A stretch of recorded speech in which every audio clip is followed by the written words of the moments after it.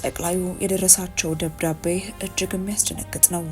እንዲህ ባለ መልኩ ደብዳቤ የተላከላቸው ዶክተር አብይ አህመድ የሚሰጡት ምላሽ በእጅጉ የሚጠበቅ ነው።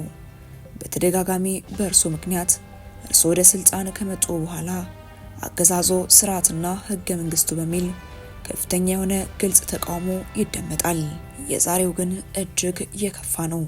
ስለ ጠቅላዩ እንዲህ ያለውን ነገር መስማት የብዙዎችን ትኩረት ስቧል። ጠቅላዩን በዚህ ድፍረት እየተናገሯቸውና በግልጽ እየወረፉና እየተቿቸው ለደብዳቤው ጠቅላዩ አዎንታዊ ምላሽ ይሰጣሉ ማለት ዘበት ነው። ከሰሞኑ የጠቅላይ አማካሪ ዲያቆን ዳንኤል ክብረት ከዲያስፖራው ማህበረሰብ ጋር ከፍተኛ የሆነ እሰጥ አገባ ውስጥ እንደነበር የሚታወስ ነው። ዲያቆኑ ከዲያስፖራው ማህበረሰብ ሲደርስበት የነበረው ውርጅብኝም በቀላሉ የሚታለፍ አይደለም። ታዲያ ይህንንም አስከትሎ ከቀናት በፊት ጠቅላዩ ጥብቅ የሆነን ማስጠንቀቂያ ለተቃዋሚዎቻቸው ሰጥተዋል። እጃቸውን ይሰጣሉ ያሉት ጠቅላዩ አጸፋዊ ምላሽ ሊሰጣቸው ያለ ይመስላል። የደብዳቤው ጥሪ የደረሳቸው ጠቅላዩ ምላሻቸው ምን ይሆን የሚለው እጅግ አጓጊ ነው። በአሁኑ ሰዓት ከውስጥና ከውጭ ያለው ፖለቲካዊ ውጥረት ደበስበስ ተደርጎ የሚታለፍ ሳይሆን አንድ ባንድ ከጠቅላዩ ጀምሮ ባለስልጣናቱ እንዲሁም የተለያዩ የፖለቲካ ሰዎች የሚናገሯት እያንዳንዷ ቃል ተለቅማ አጀንዳ የምትሆንበት ጊዜ ነው። ሰባተኛው ሀገራዊ ምርጫ በተቃረበበት በሰሜኑ ክፍል ውጥረቱ በነገሰበት በዚህን ጊዜ እየተደመጡና እየተከሰቱ ያሉ ክስተቶች ከመቀዛቀዝ ይልቅ የሚፋፋሙበትና የሚጋጋሉበት አደገኛ ሰዓት ነው። ታዲያ በዚህ ጊዜ ለጠቅላይ የተላከው ደብዳቤ በእጅጉ አስደንጋጭ ነው። የጠቅላዩ ምላሽ ለዚህ እርሳቸውንና መንግስታቸውን ሸንቆጥ ለሚያደርገው ደብዳቤ ምን ይሆን? የሽመልስ አብዲሳ ድንገተኛ ውሳኔና ከበስተጀርባ ያለው አደገኛ ሴራ ምንድን ነው? ሽመልስ እንዴት በዚህ ሰዓትና ጊዜ እንዲህ ያለውን ድንገተኛ ውሳኔ ወሰነ? መረጃውን በዝርዝር እንመለከታለን። ሰላምና ጤና በያላችሁበት ሁሉ ይድረሳችሁ።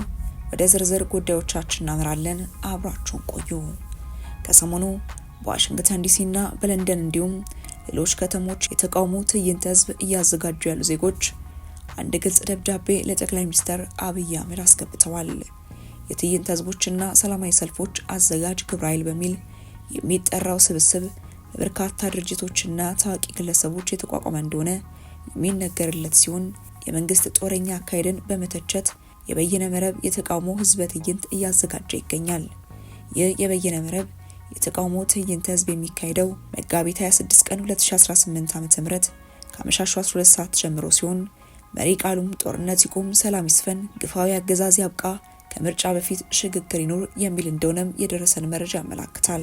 በዚህ የተቃውሞ ትዕይንተ ህዝብ ላይ በወቅቱ የሀገራችን ፖለቲካ ወይም የሲቪክ እንቅስቃሴ የጎላ የተጽዕኖ ፈጣሪነት ሚናን ማህበራዊ መሰረት አላቸው ተብሎ የታመነባቸው 20 ታዋቂ ሰዎች ተገኝተው በብዙ ሚሊዮኖች ለሚቆጠር ታዳሚ ንግግር ያደርጋል ተብሎ እንደሚጠበቅም ተገልጿል።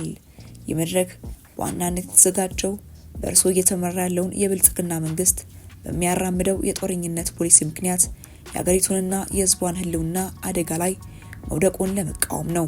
ነገር ግን በእርሱ የሚመራው ብልጽግና ፓርቲ በሀገሪቱ ፖለቲካ የራሴ የሚለው ማህበራዊ መሰረት ያለውና የሀገሪቱን የወደፊት ህልውና በመወሰን ረገድም የራሱ ሚና እንዳለው በመገንዘብ እንደ አንድ የፖለቲካ ኃይል ቢጋበዝና በመድረኩም ላይ ቢገኝ ተገቢ ነው ብሎ ግብረ ኃይላችን አምኗል በማለት የጥሪ ደብዳቤ ይገልጻል። አክሎም ግብረ ኃይላችን ባልተለመደ ሁኔታ በራሱ የተቃውሞ መድረክ ላይ የአገዛዙን ቁንጮ መሪ የሆኑትን ሰው ለመጋበዝ የወሰነውም እርስዎ ከጦርነት ውጪ ሌላ የመፍትሄ አማራጭ እንደማይታዩትና ለእንዲህ አይነቱ ሰላማዊ የህዝብ መድረክ አክብሮት እንደሌለው ሳይገነዘብ ቀርቶ ሳይሆን የሀገራችንን ህልውና እየተፈታተነ የሚገኘውን የወቅቱ የፖለቲካ ቀውስ በአቀኛ ድርድርና በሰላማዊ መንገድ እንዲፈታ በእኛ በኩል ያለንን ልባዊ ፍላጎት ለኢትዮጵያ ህዝብና ለዓለም አቀፉ ማህበረሰብ ለማሳየት በማሰብ ነው በማለት ደብዳቤ ያስነብባል። እናም ጠቅላዩ በዚህ መድረክ ላይ እንዲገኙ የቀረበላቸውን ጥሪ ይቀበላሉ አይቀበሉም የሚለው አጠያቂ ሆኗል። ወደ ቀጣይ ጉዳያችን ስናመራ የሽመልስ አብዲሳ ድንገተኛ ውሳኔ በርካቶችን እያነጋገረ ነው። የጨረቃ ቤቶች ህጋዊ እንዲሆኑ የኦሮሚያ ክልል መወሰኑ ያልተጠበቀ ነው። በክልሉ ያሉ ህገወጥ ወይም በተለምዶ ጨረቃ ቤት ተብሎ የሚታወቁ ካርታና ፕላን የሌላቸው ቤቶች ባሉበት ህጋዊ ሊደረጉና የባለቤትነት ማረጋገጫ ሰነድ ሊሰጥ መሆኑ ተነግሯል።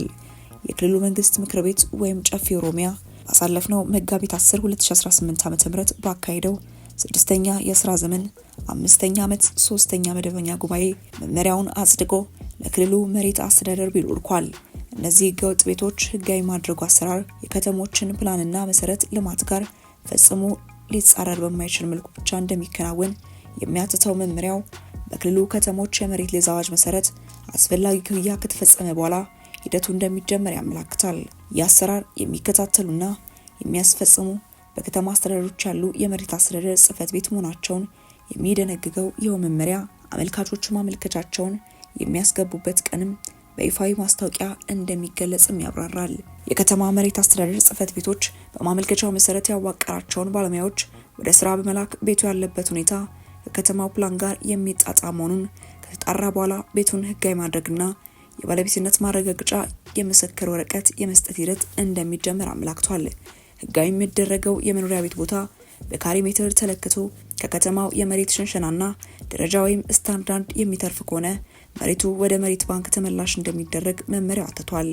እነዚህን ህገወጥ ቤቶች ህጋዊ ማድረግ ስራ ሸገር፣ አዳማና ቢሾፍቱ ከተሞችን አያካትትም። ክፍያን በተመለከተ በሊዝ ስርዓት በሚተዳደሩ ከተሞች በከተማው የመሬት ደረጃ መሰረት የከተማ መሬት ሊዝ አዋጅ ከጸደቀበት ከጥር 24 2015 ዓ.ም ጀምሮ ያለውን የሊዝ ውዝፍ ክፍያ እንዲሁም የጣራና ግድግዳ ግብር ክፍያ አመልካች መክፈል እንደሚኖርበትም መመሪያው ይደነግጋል። መመሪያዎችን በተቀመጠለት የጊዜ ገደብ ያልፈጸመ አካል መሬቱ ላይ የሰራው ቤት ፈርሶ መሬቱ ወደ መንግስት የመሬት ባንክ ተመላሽ እንደሚሆን የጠቀሰው መመሪያው መንግስት ቤቱን በማፍረሱ የሚያስከትለው ኢኮኖሚያዊ ጉዳት ካለ ቤቱ ሳይፈርስ ባለበት እንደሚወረስም ደንግጓል። በተጨማሪም ከከተማ ፕላንና መሰረት ልማት ጋር የማይጣጣሙ ህጋዊ ያልሆኑ ቤቶችን ማፍረስ እንደሚቀጥል የጠቀሰው መመሪያው ቤቱ የፈረሰባቸው ግለሰቦች የክልሉ መንግስት በተለያዩ ጊዜያት በሚያደርጋቸው መሬት ሸንሽኖ የመስጠት ሂደት ውስጥ እንደሚካተቱም ደንግጎላቸዋል። የኦሮሚያ ክልል የከተሞች ፕላን ኢንስቲትዩት በበኩሉ ከክልሉ መሬት አስተዳደር ቢሮ ጋር ለስራው መሳካት በቅንጅት እንደሚሰራ ያሳሰበው መመሪያው በአግባቡ ስራ ላይ መዋል አለመዋሉን እንዲቆጣጠር ጭምር አዟል። ይህን ስራ በዋናነት ኃላፊነት ወስደው የሚሰሩት የክልሉ የመሬት አስተዳደር ቢሮ፣ የክልሉ የከተማ ልማትና ቤቶች ቢሮ እንዲሁም የክልሉ የከተሞች ፕላን ኢንስቲትዩት መሆናቸውም ተመላክቷል። ወደ ተመልካቾቻችን ለሳቱ የነበረን መረጃ ይህን ይመስል ነበር። አብራችሁን ስለነበራችሁ እጅግ አድርገን እናመሰግናለን። በቀጣይ እስክንገናኝ ድረስ መልካም ቆይታ።